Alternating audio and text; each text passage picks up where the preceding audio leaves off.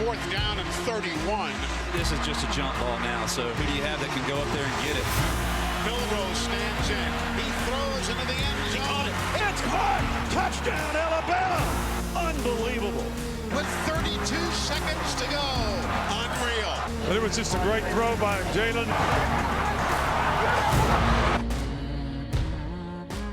Here he is, the man who threw the pass heard around the world, Jalen Milroe from Alabama. Good enough to stop by our studio and get up with us today. Thank you for coming. And it's great to have you here. And I think all of us remember where we were sitting when we watched that play happen. And I told you, I want to try and understand this, because for the 99.99999% of the world who will never have any comparable experience, like in that moment, when you see that ball caught, what does that feel like? It's a feeling that's just hard to describe with that play. Number one, you got to acknowledge the rivalry between Alabama and Auburn. Yeah. One of the greatest rivalries in all college football. So leading up to that game is so much, anxiousness to get prepared for the game, and so much emotions during that week of preparation. And it all goes to back to that play is the repetition as far as practice reps. And so that's something that we did a really good job at, was that no matter the outcome of the game, no matter the situation, always be prepared for any situation. And so when it came to running that play and executing it, I didn't see anybody flinch at all. And so once we scored, I was very excited. Okay. But we had some time on the clock. Yeah, so you had to still hang on and win the game, which you did. But so you're telling me that Nick Saban, the master of preparation, you guys had something ready for 4th and 31, right? 4th and 31 is something you were prepared for. Absolutely. That was not a Hail Mary. That was a play call. That is absolutely remarkable. And obviously on it goes, and away you go. And let's start there with the coach. Nick Saban now working with us at ESPN, obviously a legend. You could make an argument, and I would. He's the greatest college football coach of all time. So as you reflect now on having played for him, if someday when you have grandchildren and they say to you, what's the most important lesson you learned from Nick Saban, what are you going to tell them? There's so many things I learned from Coach Saban, and it's hard to narrow down one. But if I was to choose one, I'll say trust the process. Every process is different when it comes to just trusting in your journey. And as a guy that came in from Texas and being acclimated to a new environment in Alabama, and how you push every single day to accomplish any goal that you want to achieve, there's adversity that comes along the process. There goes times of self-doubt. There go times where you have to push through hard circumstances. And throughout that time, never waver from that.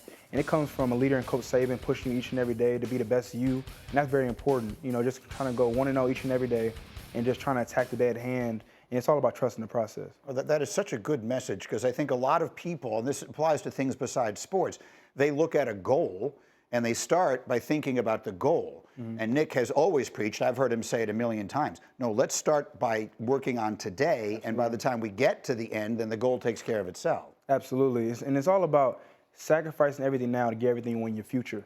And so when it comes to off season, there's 4 stages. All right. There's number one, it's the 4th quarter process.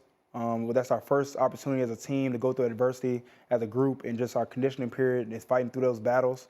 Then transitioning into spring ball. Spring ball, now you're installing plays as a group, coming together as one.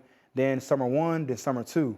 And so with those processes, it allows you to grow as a player on and off the field. And those are things that are done in the dark that come and shine on Saturday when it's time to play.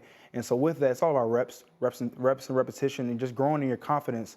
And when we talk about process, that's the process right there that leads us to having a successful season. He would be proud of. I know that if he's watching right now, Coach, you taught the young man well, because that's exactly, I've heard him say all those things so many times. Okay, and so now it's a new reality at Alabama with a very accomplished new coach in Kalen DeBoer. What have you learned from him so far? What are your early impressions with the new coach? Very personable. I enjoy being around him beyond the coaching. He's done a really good job just getting to know his players. With this short time that he's been there, everyone has built a relationship with Coach DeBoer. One thing that spoke out to me with him initially getting there is that everybody on the football team has his phone number that they can communicate with him whenever they want to. He also has by his office a room where players can just sit in there and just have downtime, and also a time where he can just come in and just communicate with them on a regular basis whenever where they want to talk to coach.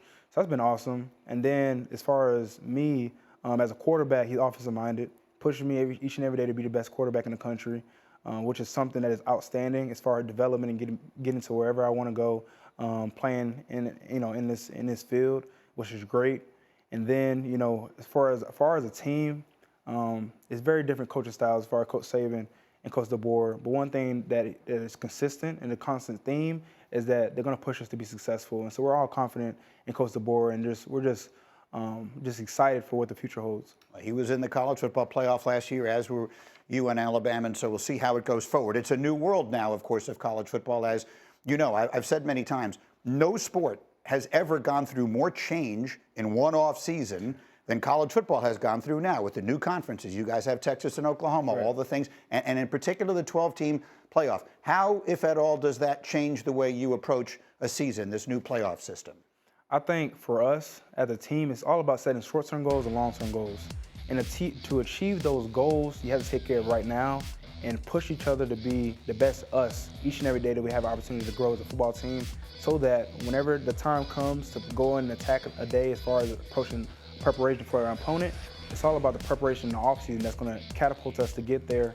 But what a great opportunity to have a 12-team playoff team along, to push us to be victorious in a sense. So it's a great opportunity for a lot of teams to compete and have another opportunity.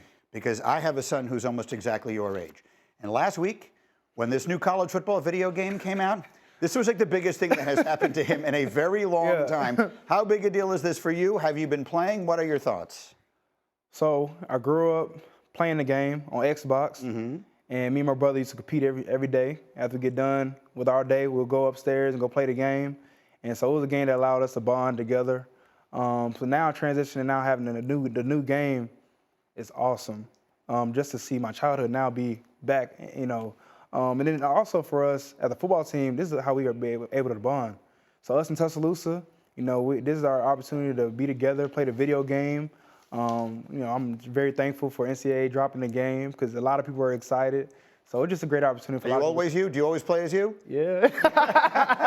Can't go against Bama now. Fair enough. One last thing. I mentioned you were holding the bat, and I saw the videos coming out of it yesterday. Tell everybody where you got that. Okay. So I went to the Yankees-Mets game. Outstanding to be there, just how historic it is and the success all throughout the stadium. I was able to pregame and go down to the field and just to see them prepare for the game and just to, see their mindset and stuff like that. And so I brought a jersey for Aaron Judge to see, and it had his last name on the back of the jersey, his number, and his name was on the back of the jersey. And so I was able to give him the jersey, to allow him to see it, and in return, he gave me his bat and signed cleats. So these are the cleats right here, and this is the bat right here. Definitely a memory I'll never forget. And also, I got to mention, that's a big dude. Right. Big old dude. What position would he play in the NFL or in college football? What position did he look like? Whatever position you want to play. Yeah. Put me in, coach. That's it right there. Put me in, coach. Absolutely. I'm glad you had a good time. Listen, this has been such a pleasure. First time we've had a chance to meet you. It has been a delight. Congratulations on everything. Good luck on a terrific season. Thank you very much. And thank you for coming by. Thank you. Give me something.